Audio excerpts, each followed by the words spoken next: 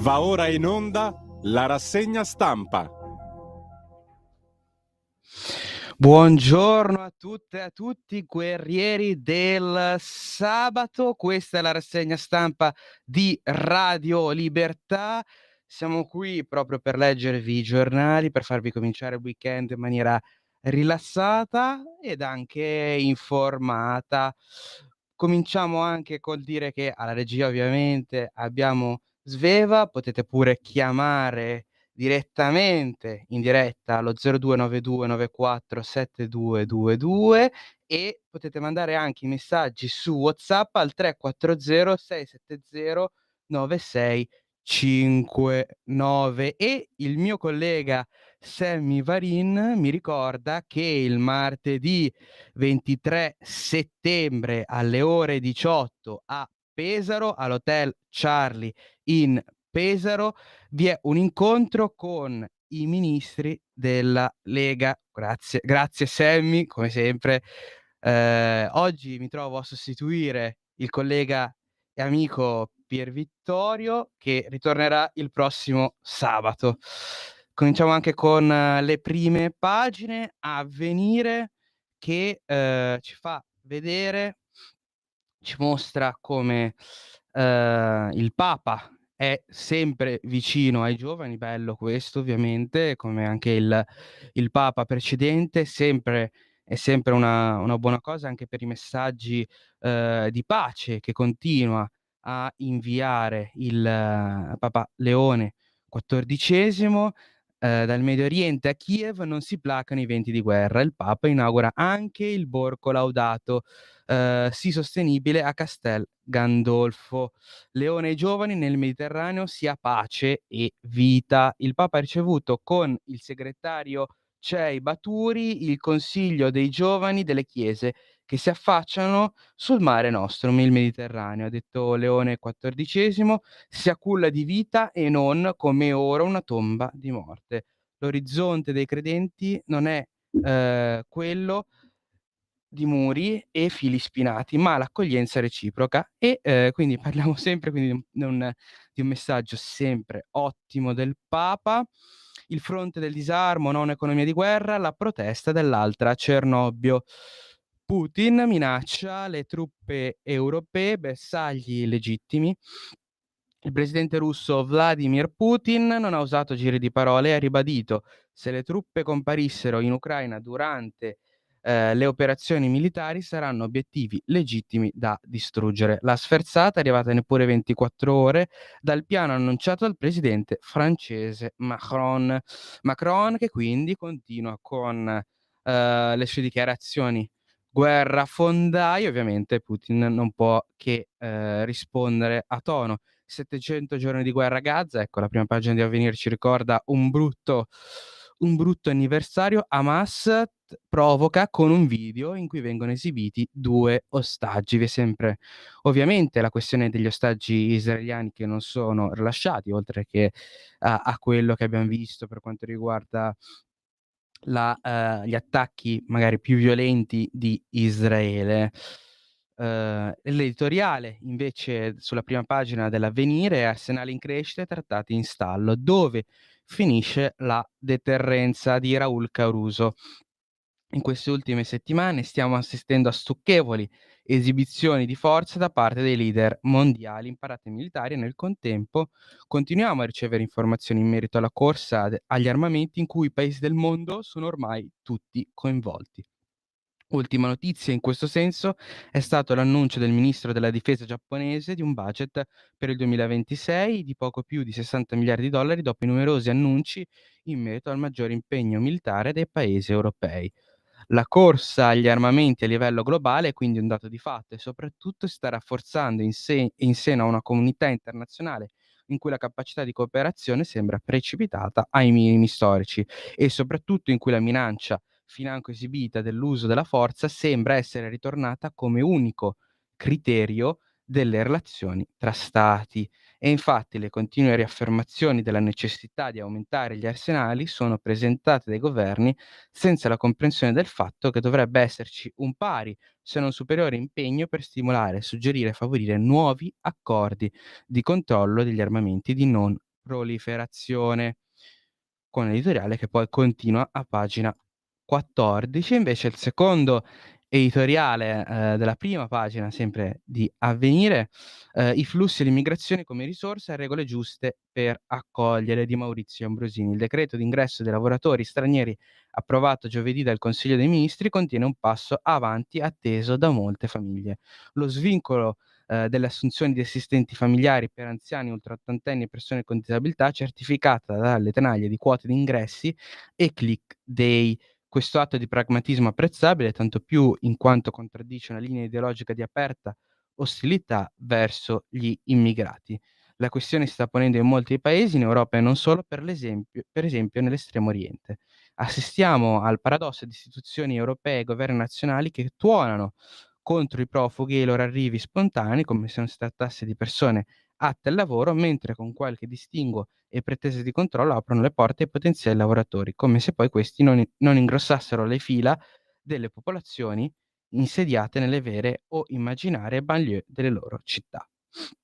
Quindi parliamo di un editoriale in cui potete anche, tra virgolette, "apprezzare", la visione anche del giornalista per quanto riguarda la società occidentale e europea soprattutto. Invece, come titolo in prima pagina, spiattellato, nella prima pagina di Avvenire, "Rivolta del non profit per tagli ai fondi e tetti. Il forum del terzo settore lamenta la perdita di 34 milioni. La campagna di protesta sul 5 per 1000. Pallucchi, così molti progetti sociali sono a rischio e rimane lo spettro del regime IVA. Regionali Puglia, Schlein convince De Caro, ma ora Emiliano vuole rientrare in lista e quindi anche la sinistra ha una bella gatta da pelare in Puglia con un governatore che non vuole capire quando è il momento di farsi da parte. Anniversario d'impegno Don Ciotti per il bene, sporchiamoci le mani. Don Benzi, 100 anni di fede e viva carità. Invece al in prima pagina sempre, Don Scotti in preghiera con Armani era in ricerca. Quando lo trovavo in chiesa ci scambiavamo idee. Si interrogava sulla fede. Amico e collega, visione diversa, lo stesso amore per la bellezza di Santo Versace. Un articolo che è una lettera aperta, quindi a una persona, a un grande italiano che, come sapete, come avete visto dappertutto, è mancato proprio in questi giorni purtroppo. Scenari: l'insegnante ridotto a marionetta del sistema, ebraismo, Jonathan Sachs ai fondamenti biblici della libertà, GP di Monza, aiuto e farsi prossimo, tutti i segreti buoni della Formula 1. E qui un grazie caro maestro, un articolo, di Giorgio Paolucci che, come sempre in prima pagina anche il sabato. Albert Camus rimase orfano di padre quando non aveva neppure 1 anno e venne cresciuto insieme al fratello da una madre semianalfabeta e quasi sorda, e da una nonna autoritaria. A scuola il maestro Germain vide in lui qualcosa di speciale e se ne prese cura. Molto tempo dopo, quando il suo ex allievo ricevette il Nobel per la letteratura a soli 44 anni, l'insegnante ricevette una lettera: "Caro signor Germain, ho aspettato che si spegnesse il baccano che mi ha circondato in tutti questi giorni prima di venire a parlarle con tutto il cuore. Mi hanno fatto un onore davvero troppo grande che non ho cercato né sollecitato, ma quando mi è giunta la notizia il mio primo pensiero, dopo che per mia madre, è stato per lei. Senza di lei, senza quella mano affettuosa che lei tese a quel bambino povero che io ero, senza il suo insegnamento, il suo esempio, non ci sarebbe stato nulla di tutto questo. Non sopravvaluto questo genere di onore, ma almeno un'occasione per dirle che cosa lei è stato e continua a essere per me, per assicurarle che i suoi sforzi, il suo lavoro e la generosità che lei ci metteva sono sempre vivi uno dei suoi scolaretti, che nonostante l'età non ha cessato di essere il suo riconoscente allievo. L'abbraccio con tutte le mie forze." E quindi questo è anche un articolo, che dovrebbe anche farci riflettere quanto sia importante l'insegnamento, non solo come funzione sociale, ma quanto anche forse dovrebbero essere premiati anche per quanto riguarda, stipendi o riconoscimenti degli insegnanti quando fanno, il loro lavoro nella maniera corretta, come in questo caso. La misura entrerà in manovra, la nuova IRPEF, fino a 1.400 € di sconti. Siamo sulla prima pagina del giornale, diretto da Alessandro Sallusti. Le simulazioni con il taglio dell'aliquota al 33% allo Stato costerà 4,5 miliardi. E poi vi è anche un altro pensiero sui giovani, sempre nella prima pagina del giornale, il fardello degli inattivi. Un giovane su 7 non studia né lavora e questo è un problema grave, anche perché vuol dire che non sono in questo momento integrati con il resto della società e l'alienazione ovviamente è un problema per tutti. Il conflitto ucraino, Putin minaccia l'Europa, le truppe occidentali a Kiev, un bersaglio legittimo. La sfida di Trump, il Pentagono diventa dipartimento della guerra. La riunione dei volenterosi a Parigi ha dato parecchio fastidio al Cremlino, vista la rabbiosa reazione di Putin. Se delle truppe dovessero comparire in Ucraina, partiamo dal presupposto che saranno obiettivi legittimi.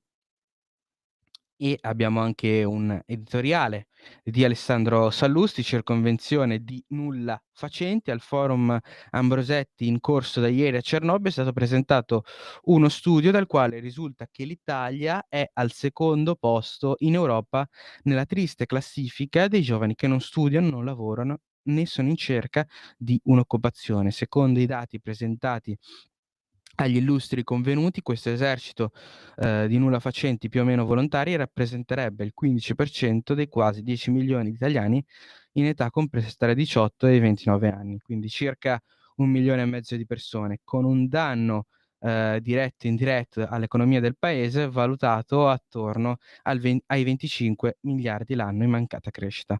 Sono cifre che fanno una certa impressione, un problema che ha radici lontane, che di recente si è addirittura fortificato grazie a politiche utopistiche e scellerate che hanno coccolato questi giovani, facendogli credere che la loro apatia non è poi un male così grave e che può essere tranquillamente curata con il reddito di cittadinanza. Fino a non molti anni fa, se un ragazzo pretendeva di vivere senza studiare né lavorare, veniva preso a calci nel sedere dai genitori indipendentemente dalla loro posizione sociale. La severità era inversamente proporzionale al reddito familiare e a nessun politico di qualsiasi colore e tendenza veniva in mente di assecondarlo. Poi arrivarono i 5 Stelle che a questi sciagurati promisero soldi, tanti soldi in cambio del loro voto. La cosa funzionò non per i giovani che seppur con meno ansia e problemi continuarono a vivere da sbandati e non per l'economia. Le casse pubbliche subirono un salasso, bensì per il partito allora di Beppe Grillo, che oggi con Conte torna all'attacco, inserendo nei programmi elettorali per le prossime regionali l'idea accettata dai soci del PD di raddoppiare la posta. Vi daremo pure il reddito regionale. Quindi abbiamo 2 problemi. Il primo è quello dei giovani che accettano, ma sono in teoria soltanto lavori comodi, ben pagati e possibilmente sotto casa. Il secondo problema è che ci sono partiti disposti ad assecondarli di più, a incentivarli. Tra i 2 il più grave è certamente il secondo, perché il primo è un atteggiamento furbesco, l'altro al limite del delinquenziale o, se preferite, della circonvenzione di incapaci. Abbiamo poi, nella prima pagina, del giornale le mire della Cina comunista, nello scontro con l'Occidente, Xi prende il posto della Russia. Un articolo di Gennaro Sangiuliano, Palmiro Togliatti, il migliore stalinista, anche se colto e intelligente, definì scimmie urlanti gli intellettuali italiani ed europei che cominciarono, dopo l'invasione dell'Ungheria del '56, a riflettere sulla brutalità del comunismo. A rischio di subire censure bisognerebbe domandarsi di fronte, poi continueremo l'articolo a pagina 15, e all'interno vi sono anche, ehm, delle descrizioni per quanto riguarda la tragedia e l'inganno dell'ideologia transgender. Un uomo armato fino ai denti è entrato nella chiesa cattolica dell'Annunciazione a Minneapolis mentre i bambini della parrocchia celebravano la prima messa dell'anno scolastico. Voleva sterminarli e alla fine ha ucciso 2. Poi continueremo anche qui questo articolo perché è molto, molto importante per quanto riguarda soprattutto i cattolici d'oltreoceano. La Lega ha lo strappo di Fontana su Vannacci e quindi secondo, il giornale vi sono dei dissidi all'interno del partito. Andando poi avanti con la prima pagina del Corriere della Sera, il giornale di via Solferino qui a Milano, che apre con, l'Unione Europea, Putin minaccia, legittimo colpire truppe in Ucraina, Crosetto, attacchi informatici, è l'ora di reagire. Putin minaccia l'Europa, qualsiasi forza straniera in Ucraina sarà obiettivo legittimo e Trump vuole riattivare il gabinetto di guerra. La triste sorpresa di Modi, quindi un articolo anche per quanto riguarda, quello che sta avvenendo nel panorama internazionale con avete visto le foto di Putin e, del premier indiano Modi proprio in Cina. Vedere il premier indiano al vertice dei dittatori in Cina è stata una triste sorpresa per gli esponenti del governo italiano che considerano Modi uno dei nostri, ma la geopolitica è più complessa di una squadra di calcio, ha commentato Meloni. E su questo non possiamo anche che concordare, ma soprattutto è normale che, la Russia e, l'India siano, ad attendere incontri con la Cina, facendo parte anche, del BRICS, dell'accordo economico e possiamo dire anche politico, fra i vari paesi come Russia, come la Cina, come l'India, come il Brasile, come, il Sudafrica, come l'Arabia Saudita. La tregua è svanita, un articolo, un editoriale sempre sulla prima pagina del Corriere, c'è una parola dimenticata, accantonata dalle manovre politico-diplomatiche sull'Ucraina. Tregua. Il presidente francese fa sapere che la coalizione dei volenterosi, gli oltre 30 paesi che appoggiano Kiev, ha messo a punto le garanzie di sicurezza da offrire al governo Zelensky per evitare in futuro nuovi attacchi russi. Ma intanto i missili e i droni putiniani continuano ad assassinare i civili, devastando il paese. Senza la tregua, il cessate il fuoco, lo sforzo dei volenterosi non serve a niente. I responsabili dello stallo sono 2. Su questo è davvero difficile avere dubbi. Il primo è lo zar del Cremlino, che alterna cinismo e bravate provocatorie. L'ultima, se Zelensky vuole incontrarmi, venga a Mosca.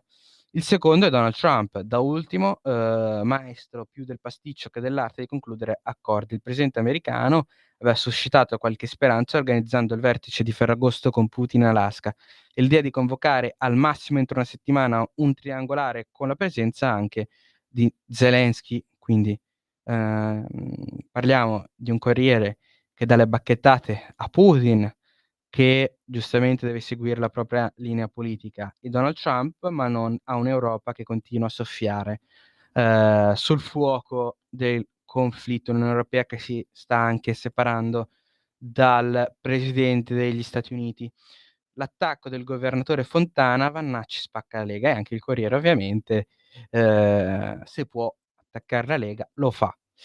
L'omaggio della premier perché ho giurato al Quirinale con un suo tailleur, parliamo di Giorgio Armani ovviamente. Giorgio Armani ha mostrato al mondo che l'Italia può essere grande senza rinunciare alla sua identità. È stato tradizione, eleganza, raffinatezza e sobrietà lasciate oltre, confine, diventate icona. Diceva che lo stile è avere il coraggio delle proprie scelte, anche il coraggio di dire di no. È gusto e cultura. E poi vi è anche un pensiero con l'eccezione italiana, poi la foto insieme l'intervista a Paola Fendi, quindi un altro rappresentante dell'industria della moda molto importante. E qui, attenzione, arrestati i 3 irregolari, le 2 turiste, il passaggio in van e poi l'incubo. Ci violentano. 2 turiste sequestrate a, Paternò, Catania, dopo aver chiesto un passaggio davanti al B&B in cui avevano preso alloggio. Una di loro ha avuto la lucidità di telefonare alla sorella, a annotare la targa del van su cui era salita, attivare, il localizzatore del cellulare e dare l'allarme. "Ci violentano, aiuto", ha detto. Così i 3 aguzzini irregolari sono stati arrestati, quindi devono anche ringraziare il sangue freddo queste 2 ragazze proprio per poter non tanto purtroppo prevenire un fatto così grave, ma perlomeno per cercare di dare giustizia e, consegnare alla giustizia quei 3 innominabili, anzi più che irregolari innominabili.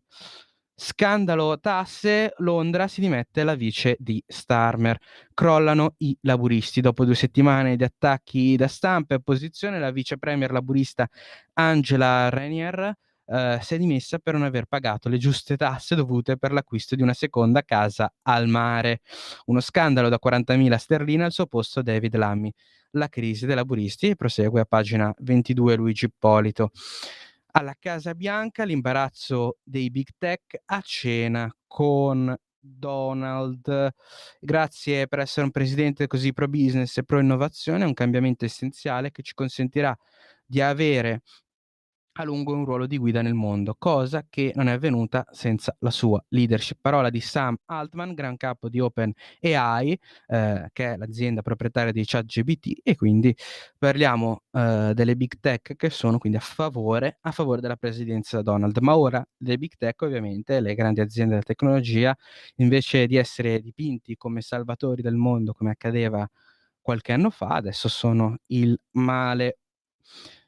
E poi vi abbiamo anche qui il caffè di Gramellini, che se abbiamo tempo poi lo leggerò.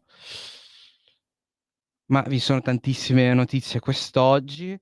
Passiamo anche al Tempo, la prima pagina del Tempo, che apre con una prima pagina molto polemica nei confronti di Landini, il segretario della CGIL. Fermi tutti, è tornato. Finite le vacanze, il segretario della CGIL Landini torna a bloccare l'Italia. 66 scioperi previsti nel solo mese di settembre.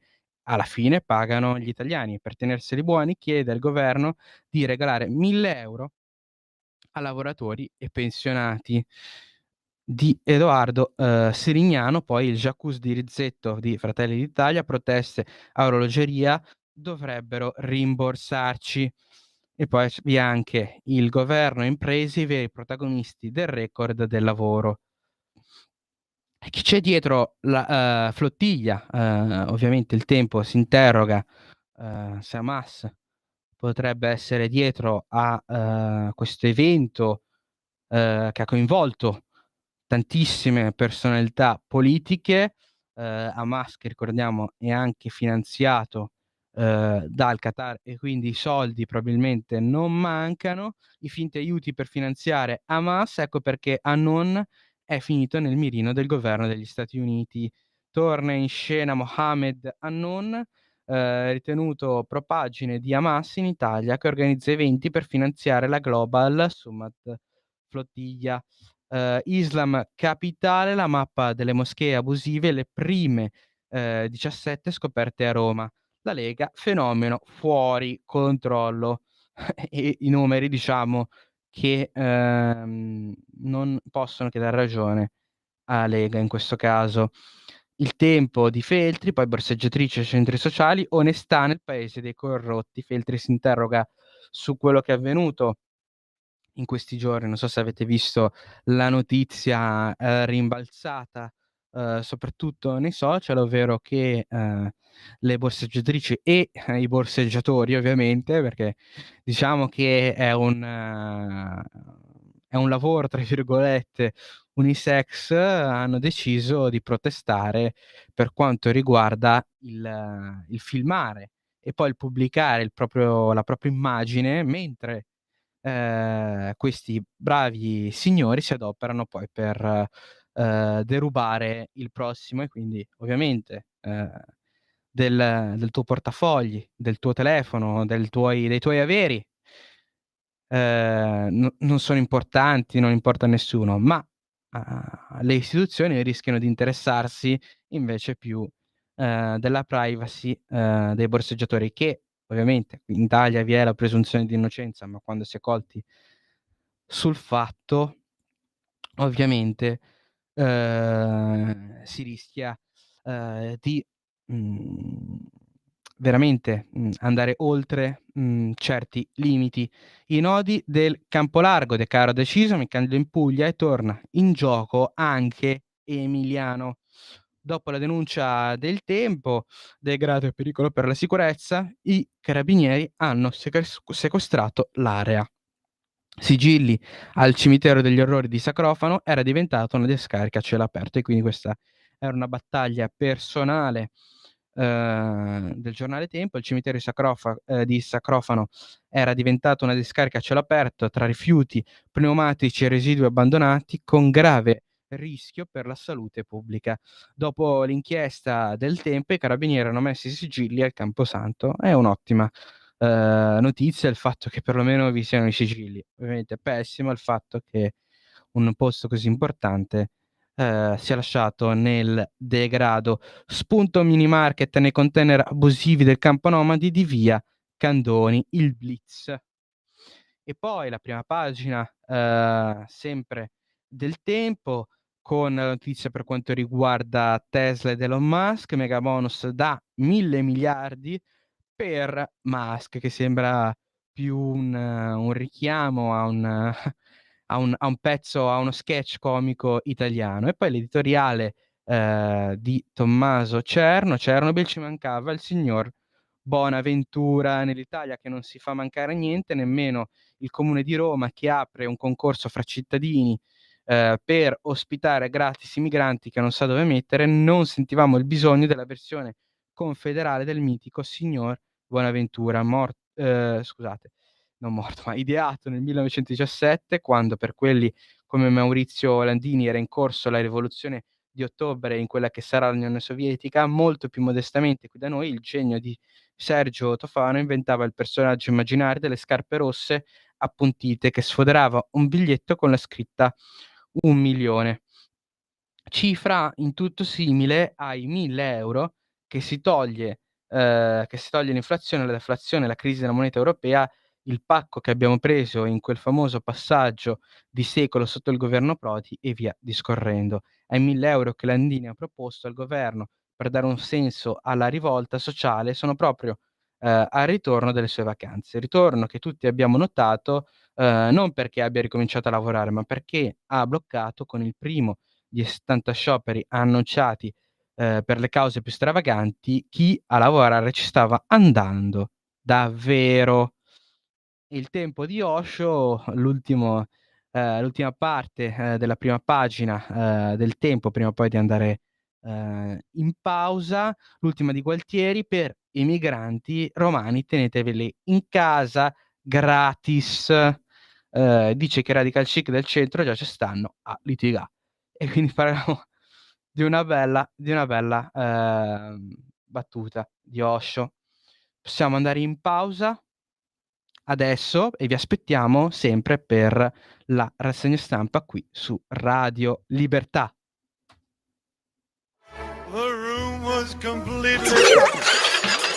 Stanco di perderti i tuoi programmi radiofonici preferiti? Vorresti la tua musica, le tue voci amate sempre con te, ovunque tu vada? Radio Libertà, l'applicazione che trasforma il tuo smartphone e tablet nella tua radio personale. Scaricala ora, è gratis per i dispositivi Android e iOS. Avrai tutta la programmazione quotidiana di Radio Libertà a portata di mano. Scopri di più su radiolibertà.net. Semplicemente la tua radio. Un nuovo modo per sostenere la tua radio. Visita radiolibertà.net. Ti basta un click e potrai versare il tuo contributo volontario direttamente online. Potrai donare con ogni tipo di carta di credito, anche prepagata. Ti aspettiamo online su radiolibertà.net. Sostieni la tua radio con il tuo contributo volontario. Radio Libertà. La tua radio. Diamo voce alla nostra gente.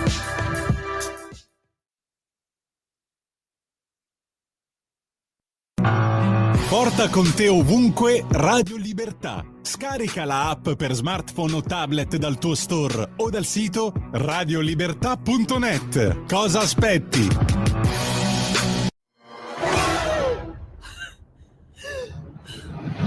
Pensa a respirare. Ora abbandonati. Che cosa vedi? Luce, oscurità, l'equilibrio. È tanto più grande. È stato un risveglio. Hai sentito? Conosco una sola verità.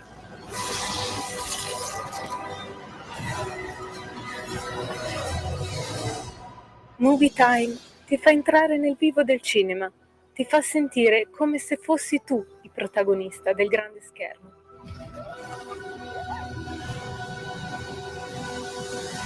Ogni sabato dalle ore 16. Sempre più liberi con La tua radio è il nuovo sito che mette in prima pagina opinioni, firme, notizie, uno sguardo nuovo e originale sui fatti che ci circondano. Il nuovo quotidiano online, semplicemente radiolibertà.net.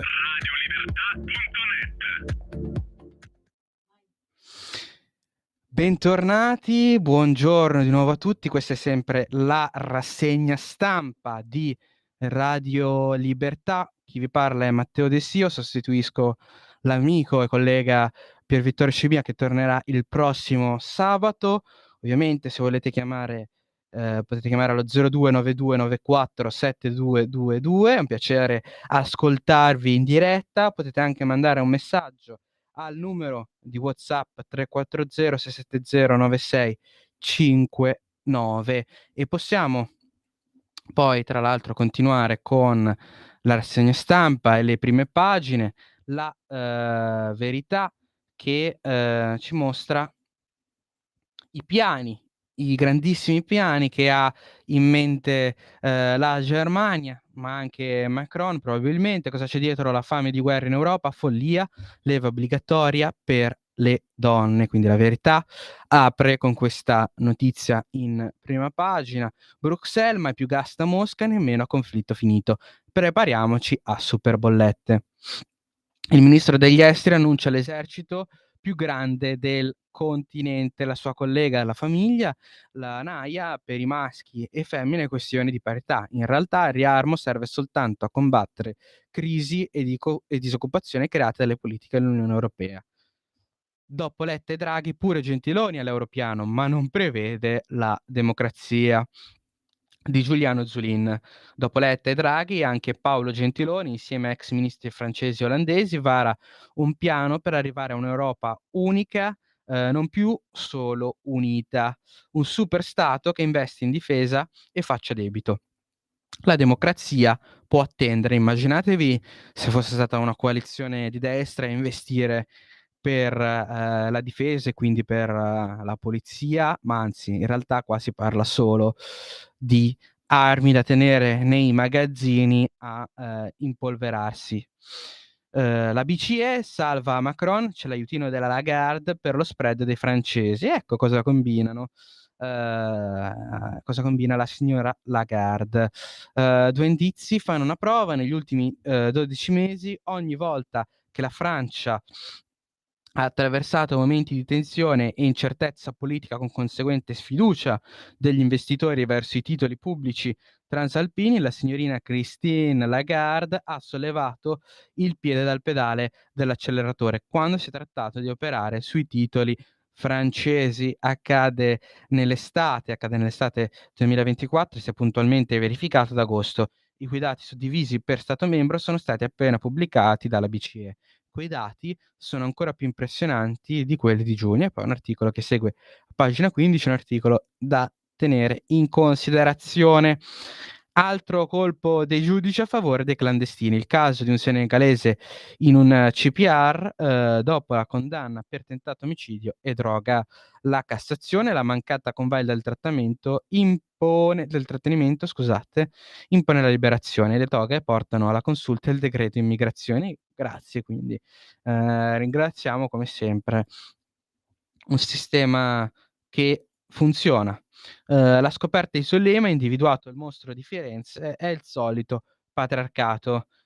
Finalmente, dopo anni e anni, abbiamo trovato il vero colpevole dei delitti del mostro di Firenze.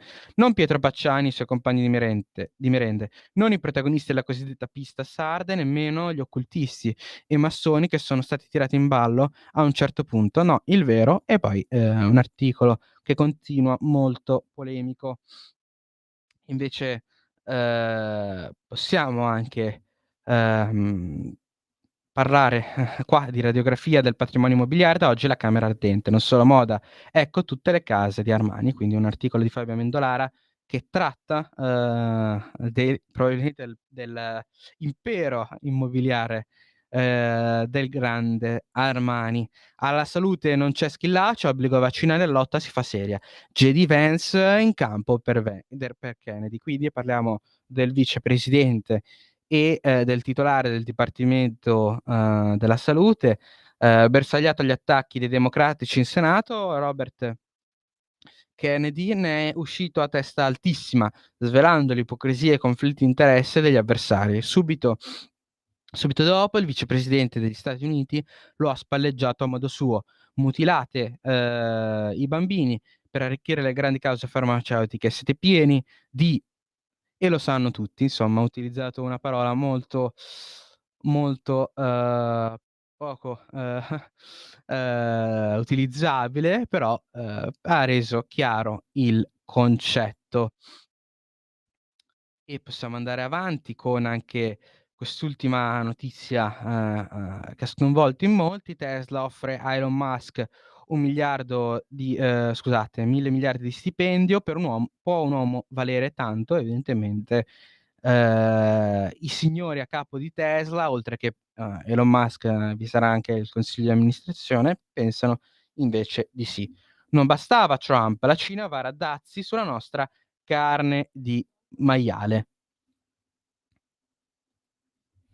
Quindi parliamo anche di un Elon Musk e di una Cina che continuano a essere sulle prime pagine di tutti i giornali. Possiamo passare anche a Libero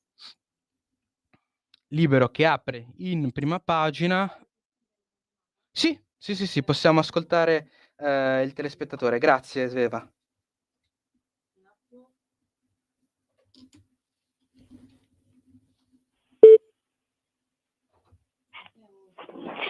Buongiorno, è in diretta. Dica pure. Buongiorno a tutti voi e a tutti gli ascoltatori di Radio Libertà. Mi chiamo Pierangelo e chiamo dalla provincia di Salerno. Buongiorno Pierangelo. Sono un simpatizzante della vecchia Lega Nord di Umberto Bossi dal 1993, da quando avevo 13 anni. Questo voglio metterlo in premessa, perché io sono nato in Lombardia, a Milano, tra l'altro. Comunque, al di là di questo, io vorrei porre due domande. La Lega di oggi non è come la Lega di ieri, e questo lo sanno e lo sappiamo tutti. Però vorrei riprendere un vecchio cavallo di battaglia del nostro movimento, anche di quello di allora e anche quello di oggi. Il canone RAI.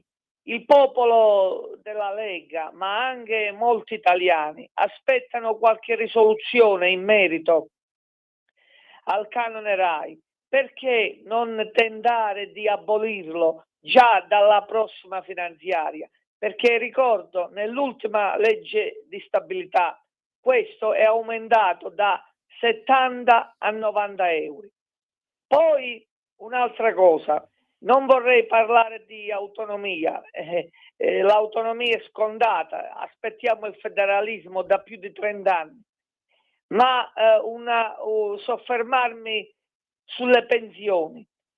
È vero, facendo i conti, diciamo due conti, la riforma Fornero non si può abolire, però la Lega Salvini Premier deve intervenire anche sulle pensioni, magari cercando alcune soluzioni per le pensioni di anzianità, per quelle contributive, per alleggerire quindi l'età e vedere un po' di trovare qualche soluzione, perché sarebbe un tradimento per l'elettorato leghista aumentare ancora l'età pensionabile. Ecco, queste due cose io mi rivolgo all'onorevole ministro, Matteo Salvini, attraverso questa vostra emittente.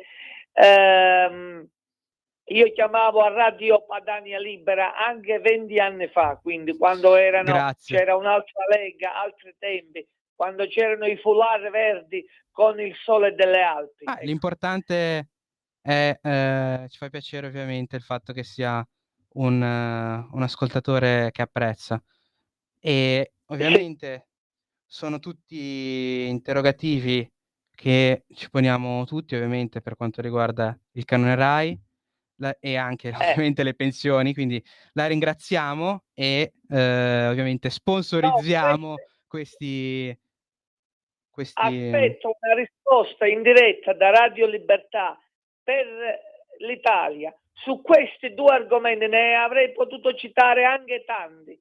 Va bene, altri. grazie. Quindi, Grazie per aver chiamato. Mi rivolgo all'onorevole Salvini e al gruppo parlamentare della Lega che facciano qualcosa in merito. Grazie. Ci mancherebbe, grazie a lei comunque è sempre bello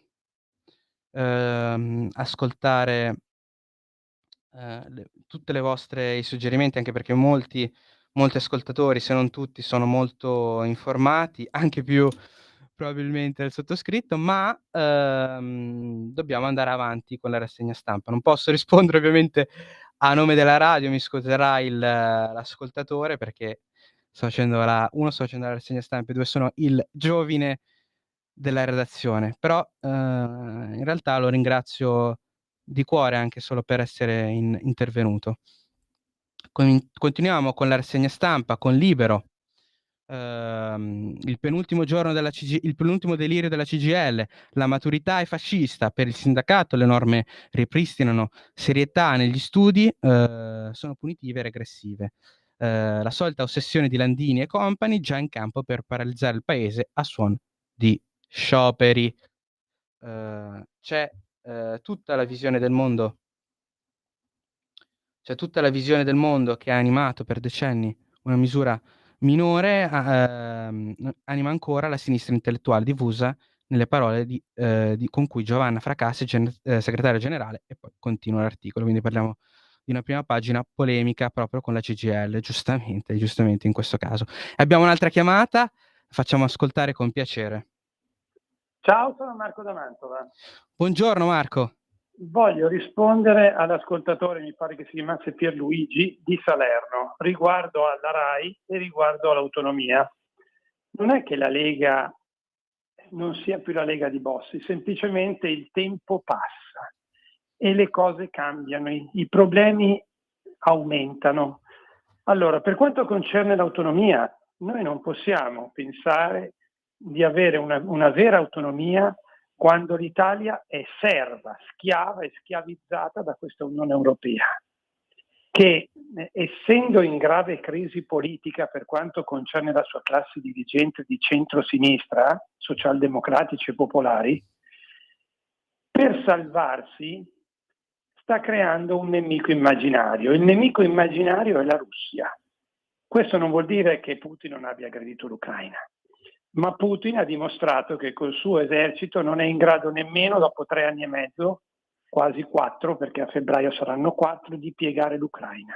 Figuriamoci se Putin sarebbe in grado di piegare l'Europa o comunque di invadere tutta l'Europa. Ma ci credete voi a colonne di carri armati russi in giro per l'Europa? Ma non ci crede nessuno. Quindi noi siamo servi dell'Europa, prima dobbiamo cercare o di cambiarla questa Europa o di andarne fuori aspettando che lo faccia qualcuno messo peggio di noi, quali possono essere la Germania e la Francia. Quindi l'autonomia rimane, anche se noi riuscissimo a approvare l'autonomia, secondo me ci riusciremo, comunque non sarebbe un'autonomia reale, o comunque come la vorrebbe la Lega, perché finché non ci liberiamo da Bruxelles non abbiamo molto da fare. Per quanto concerne la RAI, quello è un obiettivo della Lega, ma tu lo potrai ottenere soltanto il giorno che avrai il 51%, perché vogliamo credere che Fratelli d'Italia e Forza Italia vogliono diciamo privatizzare la RAI, ma no, perché è un potere politico, è un potere di informazione o di disinformazione, a seconda di come venga utilizzato. Quindi la Lega la vorrebbe privatizzare e togliere il canone. Gli altri il canone lo vogliono tenere. Quindi sono due obiettivi per il momento di lunghissimo termine. Bisogna prendere quello che c'è e rincorrere la storia. Ti saluto, grazie, ciao. Grazie Marco, un intervento molto molto lucido. Abbiamo un'altra chiamata in linea, quindi poi dopo ti rispondo con piacere. Ascoltiamo adesso il nostro altro ascoltatore in chiamata. Grazie. Buongiorno, sono Luca da Mantova. Buongiorno Luca. Io un po', Marco mi ha un po' anticipato. Comunque effettivamente per quanto riguarda, volevo rispondere a quel radio spettatore che diceva per il canone Rai. Effettivamente soprattutto anche Forza Italia che non vorrebbe un travaso anche di pubblicità tra Mediaset e la Rai, allora ci mette la stampella del canone. Purtroppo fino a che gli altri non vogliono non si può andare avanti. Per quanto riguarda le pensioni, anche lì è questione di percentuale. Altri più potenti come Forza Italia e Fratelli d'Italia hanno altri, cioè puntano su altro che soldi nelle pensioni, in modo che problema di percentuale, insomma. Niente, grazie e buongiorno. Grazie a lei, grazie per aver chiamato. Rispondiamo quindi prima di continuare con la rassegna stampa. Parliamo ovviamente per quanto riguarda il discorso dell'autonomia, come diceva anche giustamente il radioascoltatore, di uno dei cavalli di battaglia della Lega, ma che non riguarda in realtà purtroppo il resto degli alleati nella nostra coalizione di governo. Quindi dobbiamo crescere di percentuale per sperare di arrivare a un'autonomia per quanto riguarda poi l'Italia. Purtroppo il panorama internazionale e nazionale sono cambiati, e quindi non abbiamo più una Lega "padana" tra virgolette, ma nazionale, perché serve anche il contributo di tutti per le battaglie più importanti, per portarle a termine. Infatti ovviamente Pontida è aperta a tutti, ma è importante anche la questione ovviamente delle pensioni, del canone Rai. Canone Rai avete visto, si parla molto, ma gli altri alleati di governo non aiutano anche qui. Ovviamente non si può fare cadere un governo per queste piccoli grandi argomenti in realtà, ma bisogna scendere a compromessi. Ora abbiamo ottenuto il ponte sullo stretto, vediamo di ottenere perlomeno un'autonomia italiana e fare pressioni in Europa per quanto riguarda anche una meno costrizione, una meno rilevanza, una prigionia minore rispetto al resto delle nostre manovre, dei nostri pensieri. Abbiamo anche un'altra chiamata oppure mi sono sbagliato? Abbiamo un'altra chiamata, allora ascoltiamo un altro radioascoltatore. Grazie per chiamare. Ciao Matteo, sono Walter. Buongiorno Walter. Ciao, ti chiamo sempre. Ma scusami, io forse ho capito male, non credo, ma negli obiettivi che sono stati dall'Unione Europea per il PNRR, sbaglio o c'è il federalismo fiscale? Che è uno degli obiettivi entro il 2026 o 2027, mi sembra, che debba essere conseguito. Guarda che non è una barzelletta, cioè l'Unione Europea impone che ci sia un federalismo fiscale. E quindi stiamo parlando dell'autonomia quando l'Europa ci chiede il federalismo. Allora noi prendiamo sempre le direttive o i regolamenti europei che ci fanno del male. Quando ne abbiamo qualcuno che teoricamente ci dovrebbe fare del bene, lo ignoriamo o non lo evidenziamo. In primis non lo evidenzia la Lega, perché questo è un obiettivo di questi finanziamenti. La seconda cosa è questa. L'ho già detto una volta, ne dico un'altra perché così mi piace. se le regioni del sud che vanno al voto danno il reddito quel reddito lì, cioè pagano la gente per fare un cavolo, noi della Lombardia o del Nord dobbiamo essere contenti, perché immediatamente dobbiamo proporre che le nostre regioni, per esempio la Lombardia, cancella l'IRPEF regionale, così i 58 miliardi di euro di residuo fiscale diventeranno 30 e va bene, la torta è più piccola e ne mangeranno meno un po' tutti, ma noi lombardi che versiamo saremmo con qualche soldo in più in tasca, alla faccia di quel nulla facente di Landini, saldatore fallito tra le altre cose. Ciao Matteo. Grazie Walter, è sempre un piacere anche a te ascoltarti ti do del tu, perché siamo tutti amici qui a Radio Libertà, solo per questo. Però è un piacere veramente anche riascoltare le voci, ascoltare anche le nuove ovviamente. Ma abbiamo anche dei messaggi su WhatsApp con chi condivide, come Carmen, il pensiero della telefonata di Marco, anche chi ovviamente parla di come la Lega non può essere sempre l'unica ad avere certe richieste. E abbiamo anche altre risposte per quanto riguarda la chiamata, la prima del circolo delle varie chiamate, ovviamente, con un adeguamento per quanto riguarda l'aspettativa di vita per andare in pensione, secondo questo radioascoltatore che ci ricorda.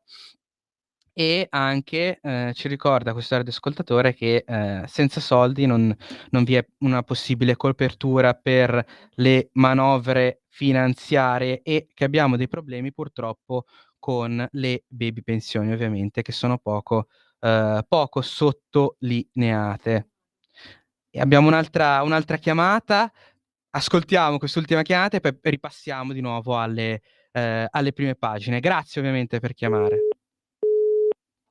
No, mi sa che non non c'è più la chiamata, continuiamo con le prime pagine. Siamo ricordiamo, su Libero, che ha scritto anche per quanto riguarda quello che sta avvenendo ovviamente nelle varie democrazie europee che non sono l'Italia, i simpatici 4 nani d'Europa, Francia, Regno Unito, Spagna e Germania, lo sguardo verso il burrone, con un editoriale di Capezzone. Il sogno bagnato dei nostri progressisti è sempre il medesimo da quando ottobre 2022 Giorgia Meloni li ha battuti: ridurre alla condizione di paria internazionale di grande appestata, naturalmente in quanto fascista, figlia di M, onda nera e ultradestra e via delirando. E quindi abbiamo purtroppo 4 paesi, secondo Daniele Capezzone, che ci fanno la guerra per motivi ideologici. Abbiamo la chiamata, ascoltiamo con piacere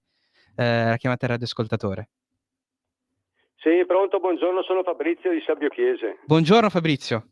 Sì, allora io volevo fare la mia considerazione dal punto di vista dell'autonomia, del federalismo, del fatto di essere lombardo, del fatto di averci creduto ancora alla fine degli anni '80, e dal punto di vista di uno che ha sempre lavorato qui e che non ha visto grandi cambiamenti per i lombardi o per i veneti. Allora le faccio presente che da quando è uscita la faccenda, che conoscono tutti, delle liste d'attesa in sanità, dei periodi lunghi, dei pronto soccorsi che non funzionano, sono anni che parliamo delle stesse cose. Io da lombardo, da federalista e da leghista cambiamenti non ne vedo mai.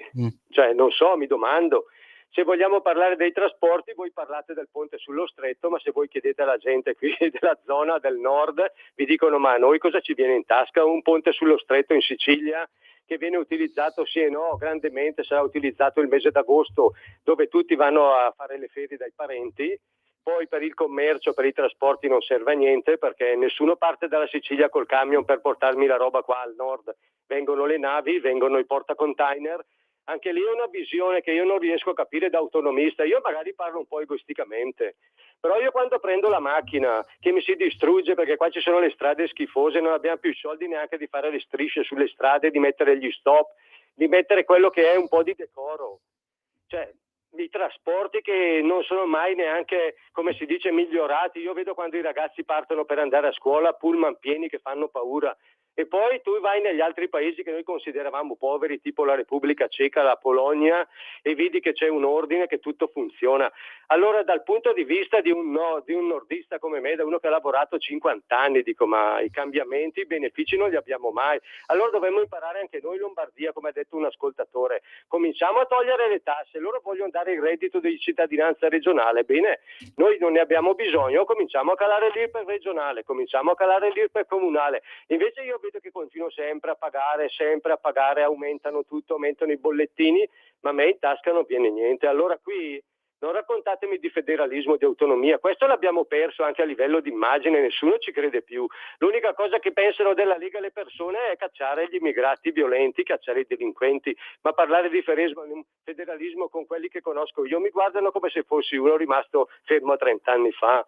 Cioè bisogna starci attenti perché la gente qui è molto delusa da queste cose. È inutile raccontarci che è colpa dell'Europa. Ricordatevi che in Europa c'è la Germania che è un paese federale e l'Unione Europea non gliel'ha mai impedito di essere federale. Vi saluto.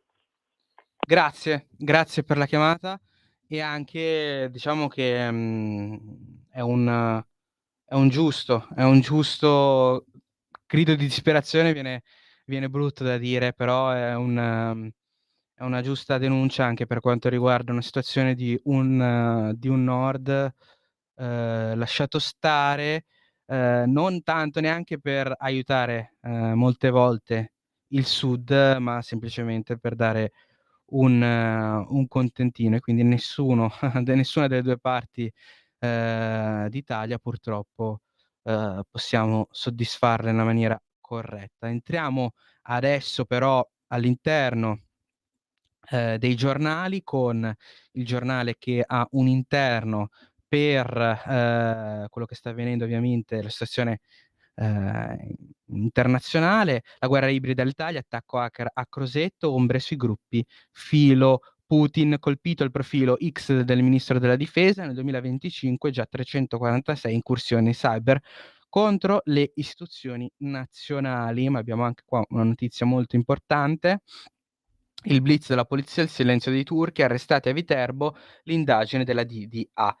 Esclusa la pista terroristica, si indaga sul piano per far evadere il capo recluso nella cella nel Lazio, quindi volevano probabilmente effettuare un'evasione che ricorda qualche film d'azione hollywoodiano. Scenari internazionali, crisi in Medio Oriente, Greta a Gaza brucia 5.000 litri di gasolio, ma perché adesso probabilmente il clima conta di meno, record di inquinamento per la barca della flottiglia che ospita l'attivista ecologista. Mentre qui abbiamo Landini che dice che non fa politica e poi si butta sulla Palestina, da CGIL all'ANPI, la rete pro-Palestina. Possiamo andare anche con altre notizie all'interno. Abbiamo ovviamente La Verità, che avete visto in prima pagina, parlava proprio di quello che ha intenzione di fare la Germania. Berlino sogna lo scontro, donne al fronte. Il ministro degli esteri tedesco Wadepool indossa l'elmetto: costruiremo l'esercito più forte del continente, per chiarire le idee alla Russia. La titolare del Dicastero per la famiglia Prien delira: la naia per tutti è una questione di parità. Quindi la parità non si raggiunge con politiche sul lavoro e sociali per arrivare a a una migliore condizione per la donna, ma giustamente per mandarli in guerra insieme agli uomini, per obiettivi politici veramente molto deliranti. Putin, forze straniere a Kiev sono obiettivi. Zelensky pretende migliaia di truppe occidentali come garanzia, subito. E quindi parliamo di un'Europa che continua a mettere veramente benzina su un fuoco che sarebbe bene spegnere per tutti. Da Germania senza gas, l'Unione Europea si impunta. Da Mosca mai più una molecola. Secondo un rapporto, per evitare il collasso del paese servono 70 centrali da 500 megawatt entro 9 anni, una spesa 50 miliardi. Il commissario europeo però non ci sente. Zero importazioni anche con la pace, quindi probabilmente quando i cittadini avranno freddo si bruceranno le munizioni. Grazie, grazie Commissione europea. Parliamo anche di una verità che parlava di una Cina, la Cina che è vicina. Abbiamo una chiamata? Dobbiamo fare la pausa. Ah, dobbiamo fare una pausa. Scusate, allora facciamo la pausa, torniamo tra pochissimo per la rassegna stampa. Come sempre, grazie per chiamare, vi aspettiamo tra pochissimo. Stai ascoltando Radio Libertà. La tua voce libera, senza filtri né censura. La tua radio.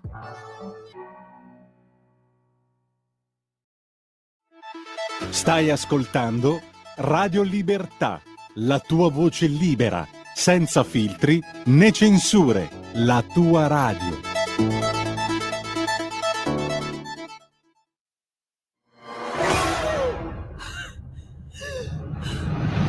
Pensa a respirare. Ora abbandonati. Che cosa vedi? Luce. Oscurità. L'equilibrio. È tanto più grande.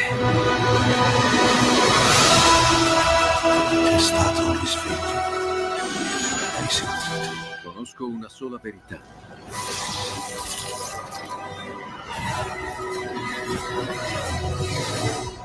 Movie Time ti fa entrare nel vivo del cinema, ti fa sentire come se fossi tu il protagonista del grande schermo.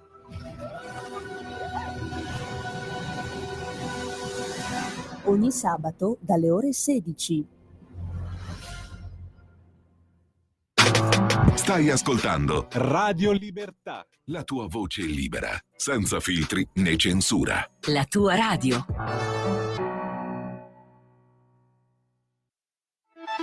Stai ascoltando Radio Libertà, la tua voce libera, senza filtri né censure, la tua radio.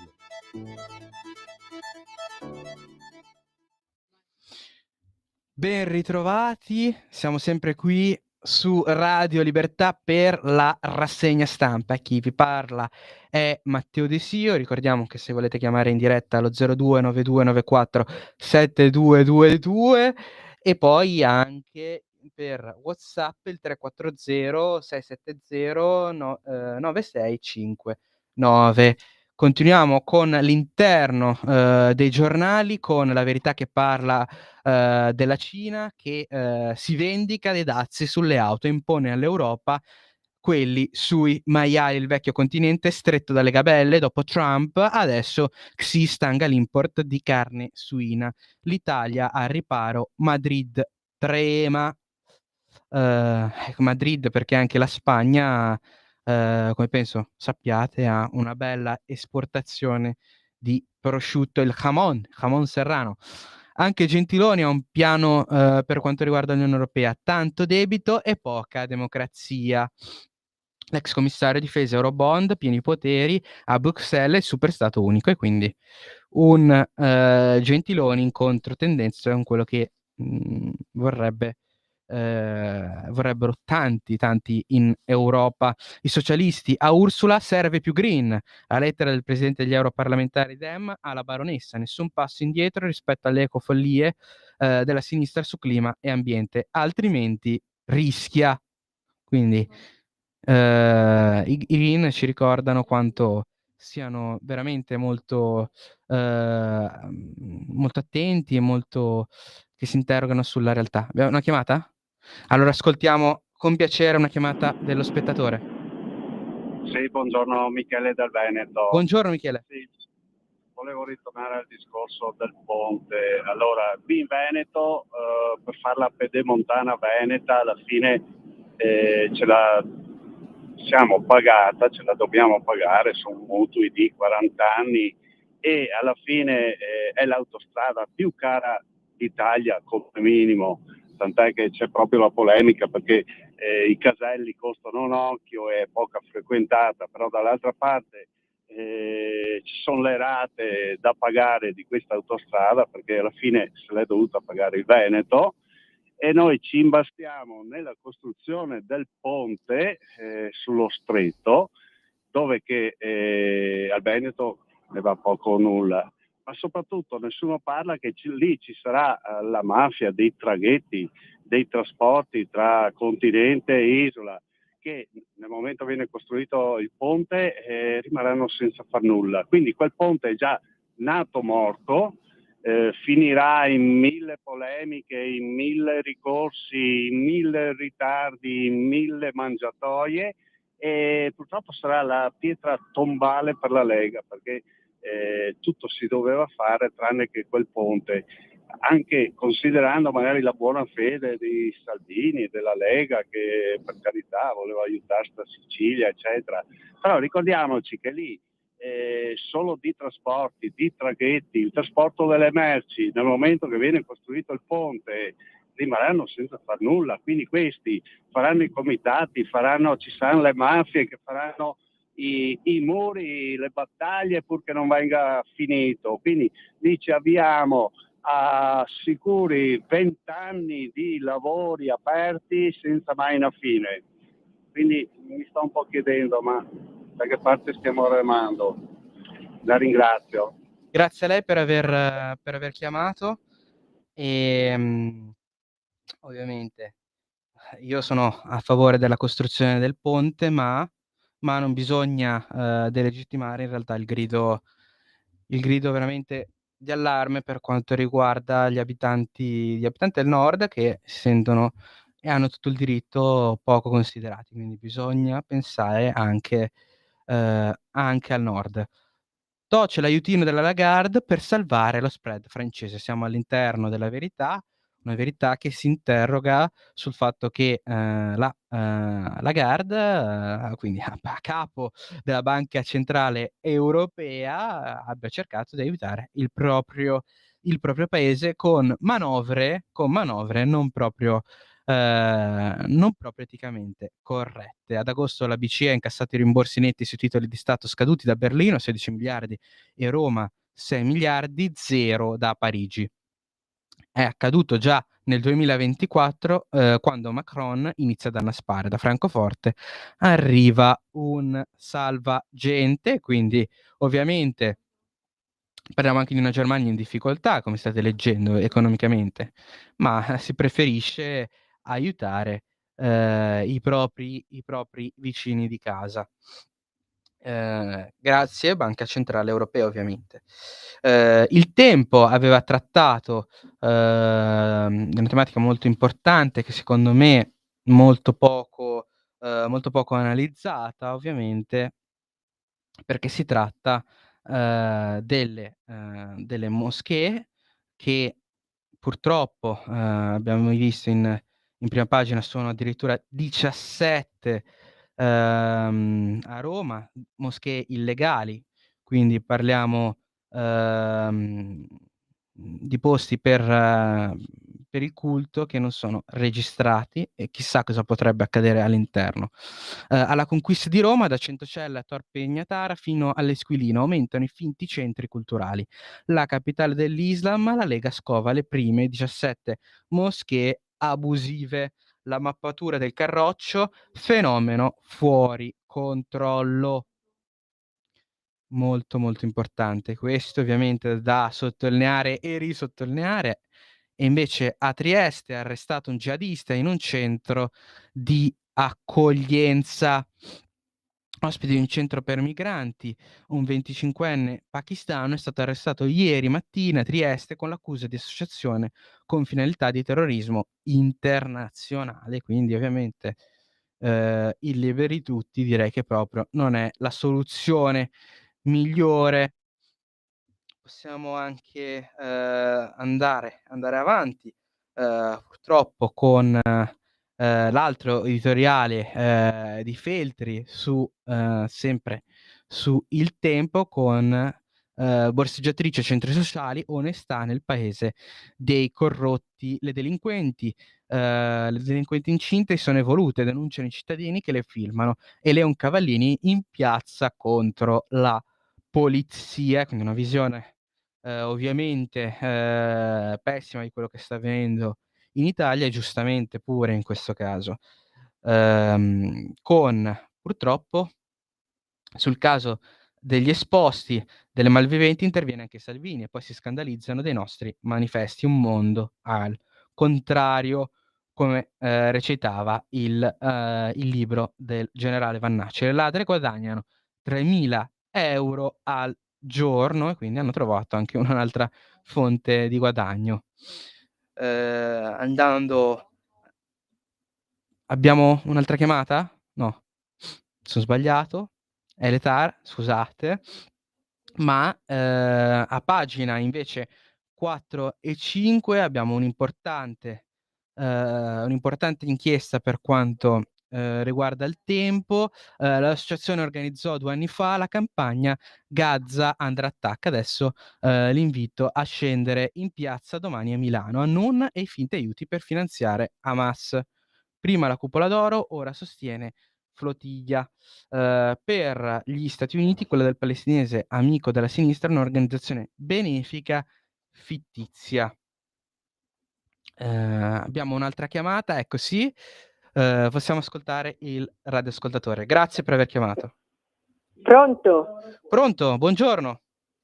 Senta, ho acceso un po' di tempo fa la radio. Io sono un'assidua ascoltatrice.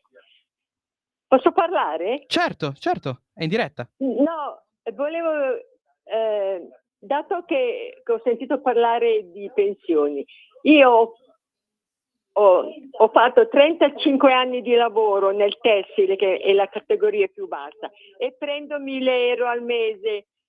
E perché le vogliono dare 1.000 euro al mese a quelle che non hanno fatto niente? Mi dica la risposta. Noi cosa dobbiamo prendere allora, che ho fatto 35 anni di lavoro?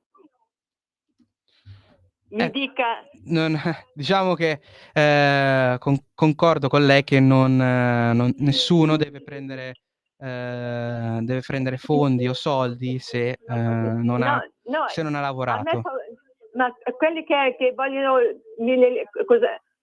Io capisco una famiglia, una signora che ha avuto 3-4 figli, posso anche capire, ma quelli che hanno fatto 15 anni, quelli che hanno fatto 20 anni, prendono come me che ho fatto 35 anni, noi cosa dobbiamo dire? Noi dobbiamo proprio arrabbiarsi. Io non mi lamento che prendo 1.000 euro, perché spendo quello che prendo, non spendo di più. Però non è giusto che quelli che non hanno fatto niente le diano 1.000 euro al mese. Io volevo dire questo, non so se... No, si è capito, la disparità, non c'è una disparità fra le pensioni, nonostante lei abbia lavorato di più delle colleghe, che non è giusto ovviamente. Un ragazzo che lavora adesso, che prendono 1.300, 1.400, allora cosa devono dire quei ragazzini? Io non lo so, vuol dare 1.000 euro al mese a quelli che non hanno fatto niente. Grazie, no, si è capito, grazie per aver chiamato. Abbiamo un'altra chiamata? Abbiamo un'altra chiamata. Pronto? Pronto, buongiorno. Sì, buongiorno Matteo, sono Gino. Allora rispondo alla signora che mia moglie ha lavorato 18 anni in fabbrica con il vetro in Friuli, perché è friulana, e gli danno 213 euro di pensione, perché c'è la mia pensione come marito. Ma cosa c'entro io con quello che ha lavorato lei? 213 euro. Ecco, questo che lo sappia bene, ha lavorato 18 anni in fabbrica, poi non ha più lavorato perché ci siamo sposati, un figlio da crescere. Questo per mia moglie. Ora però vorrei parlare un attimo dei problemi. Vado controcorrente, so benissimo che la maggior parte non la pensa come me, però la mia la dico, io con la Lega e Fratelli d'Italia sul 95% delle cose sono d'accordo, ma su questa dei diritti umanitari a livello a livello mondiale dei cittadini, non sono d'accordo. Non si può sopportare queste dittature comuniste che privano la libertà dal signor Putin, che ha ucciso migliaia di persone e ha incarcerato e messo nei campi di concentramento al cinese e al coreano. Io non li posso sopportare. Per me l'individuo deve essere libero, anche cinese, anche russo devono essere liberi in tutte le sue componenti. E l'Occidente cosa fa? Arretra. Poi addirittura vediamo che qui non si tratta né di sinistra né di destra, si tratta della sicurezza di queste libertà che sono tue, Matteo, e anche le mie. Vedo poi che addirittura la nostra Presidente del Consiglio, coadiuvata da Salvini, noi non manderemo nessun soldato a collaborare con l'Ucraina. Assomiglia un po' all'8 settembre del 43, queste frasi assomigliano, la paura. Posso capire la Polonia, ma noi qui non c'entra né destra né sinistra. Se tu vuoi la pace, vuoi la libertà, devi prepararti alla guerra. Se non sei pronto, ti schiacciano, ti distruggono, ti sopprimono. Ecco, grazie Matteo, scusa, devo Ci mancherebbe, grazie anzi dell'intervento. È sempre, anzi secondo me è molto bello avere opinioni contrarie, anche perché stimola il cervello in questa mattina molto inizialmente fredda, e poi aiuta anche il dibattito fra di noi, che siamo tutti amici di Radio Libertà. Allora, per la pensione, per il discorso pensioni, quello sarebbe ovviamente da valutare caso per caso, e non sono la persona giusta in questo momento per darvi anche solo non una soluzione, ma un'indicazione. Per quanto riguarda invece la descrizione che ha dato degli schieramenti, possiamo dire anche dittature comuniste, ma l'importante secondo me è analizzare che siano paesi anche e soprattutto autoritari, diciamo anche comuniste, e che la guerra vi sarà sempre per quanto riguarda il commercio, perché sono due schieramenti ovviamente che ci sono, quello occidentale e quello del BRICS, è quello diciamo più legato all'Asia, asiatico, ed è uno schieramento continuo. Purtroppo abbiamo molti leader europei che preferiscono bisticciare con Donald Trump invece di conservare e monitorare e dirigerci proprio contro, perlomeno quando si parla di guerre commerciali, quindi non di ovviamente un conflitto armato, però per cercare di contrastare quella che è un'industria gigante come quella cinese, che ha regole proprie, non rispetta le regole occidentali, quindi dobbiamo prestare sempre molta attenzione. Per quanto riguarda lo sviluppo militare, io dico sviluppo militare, se mi permettete, che sia coadiuvato ovviamente fra l'Unione Europea, ma che non sia una spesa inutile di munizioni, di carri armati che rimarranno ovviamente nei nostri magazzini. Quindi l'importante è la ricerca militare, anche perché internet ad esempio è nato come ricerca militare, ma che non sia per favorire uno o l'altro dei paesi grandi europei, ma che sia per aiutare proprio il continente. Abbiamo un'altra chiamata in linea, possiamo ascoltarla. Grazie per aver chiamato. Pronto? Pronto, buongiorno. Pronto? Buongiorno. Senta, io ho sentito prima un signore che è talmente interventista che però non si arruola. Allora io le consiglio di arruolarsi. È inutile che telefoni a Radio Padana dicendo che dobbiamo fare la guerra, ma lui deve arruolarsi, visto che c'era su con Putin, si arruoli, visto che era su con Xi Jinping, eccetera. Prima di tutto voglio sottolineare che l'Occidente non è immune da stragi, perché ci sono 2 bombe atomiche, c'è Hitler e ci sono un sacco di altre situazioni occidentali che di gente ne hanno ammazzato abbastanza. Per cui, prima di dire che noi siamo dei santi e gli altri sono degli omicidi, bisogna darci piano, prima di tutto. Secondo, noi dobbiamo mandare i soldati in Ucraina per difendere che cosa? Per difendere l'Ucraina, perché abbiamo paura che Putin ci invada, ma questo è un problema suo. Io non ne sono paura che ci invada Putin, per esempio, perché Putin non c'è nessun interesse a invadere un continente di morti come il nostro senza una materia prima. Sono tutte balle, per cui non invade proprio nessuno. Per cui questo signore qui che vuole mandare i suoi figli in Ucraina, ci vada lui in Ucraina, non ho capito io, ma scusi, ma questo è fuori di melone oppure ragiona come cavolo ragiona? Questo qui ragiona con la propaganda di quelli che gli dicono che ha ammazzato qui, ma l'ha ammazzato quelli che hanno ammazzato gli altri, perché a Gaza cosa succede? Perché Hitler cosa succede? Perché le bombe atomiche gli americani cosa hanno fatto in Iraq, in Iran, eccetera, in Afghanistan? Ma di cosa stiamo parlando? Ma ci vada lui in Ucraina, no?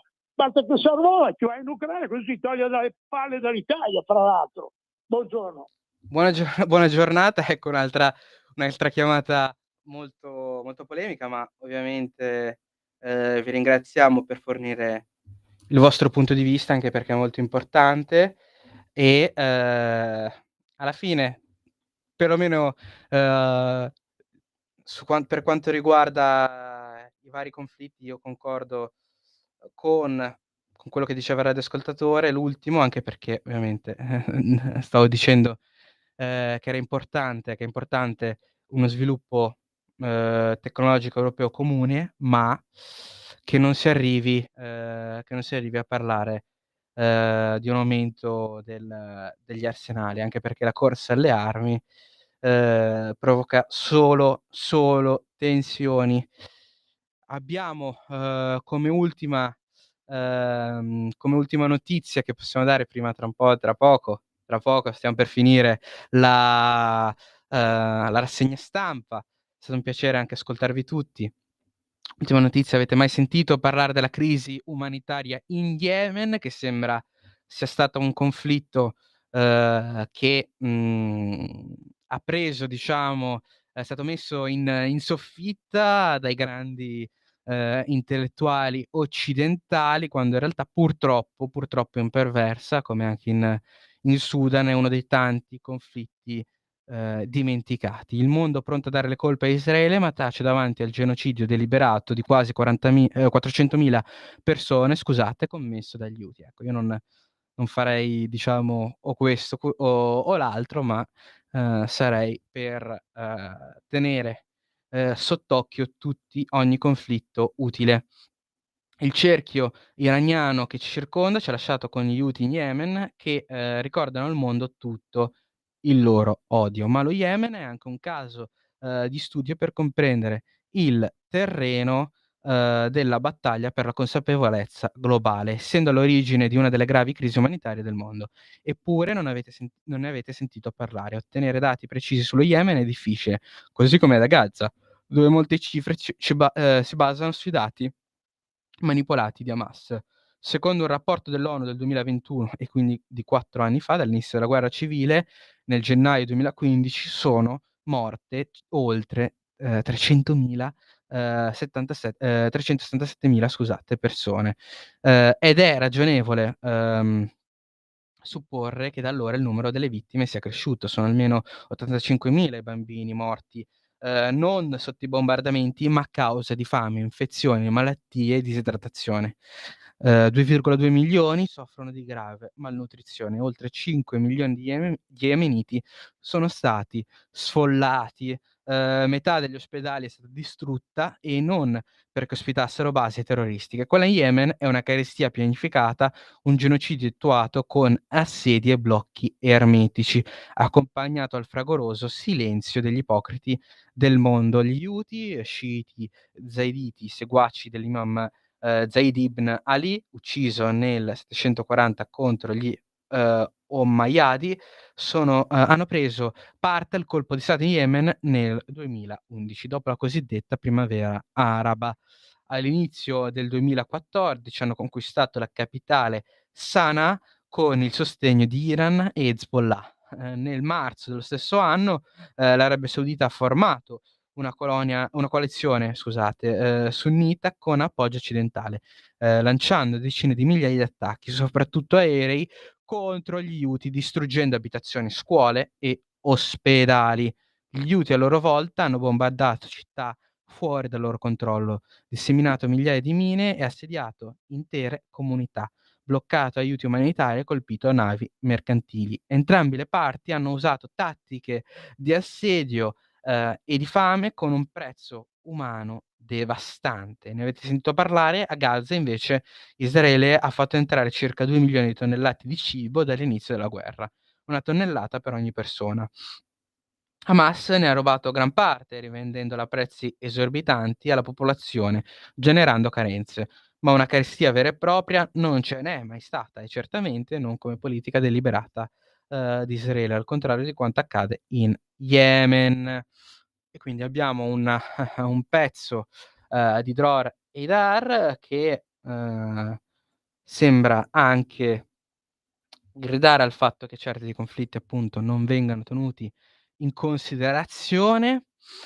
Possiamo continuare con la notizia, diciamo, torniamo in Europa, anche se un po' lontani, con l'Ucraina. Solo l'Italia può dare stabilità. Le difficoltà interne di Parigi, Londra, Madrid e Berlino non aiutano lo scacchiere diplomatico internazionale. Solo la tenuta della Meloni può dare peso ai volenterosi. E vorremmo capire anche cosa vuole fare il primo ministro Pedro Sánchez, il primo ministro di sinistra Pedro Sánchez in Spagna, che alla NATO dice che non può aderire alle percentuali e poi invece si schiera per dare fondi all'Ucraina. Quindi il signor Pedro Sánchez dove sta? Donde sta, come direbbero in Spagna? Cosa sta facendo? Cosa sta pensando?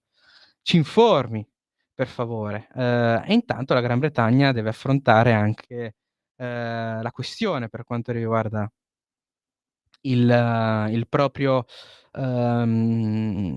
governo, che abbiamo letto è stato bersagliato ovviamente dalla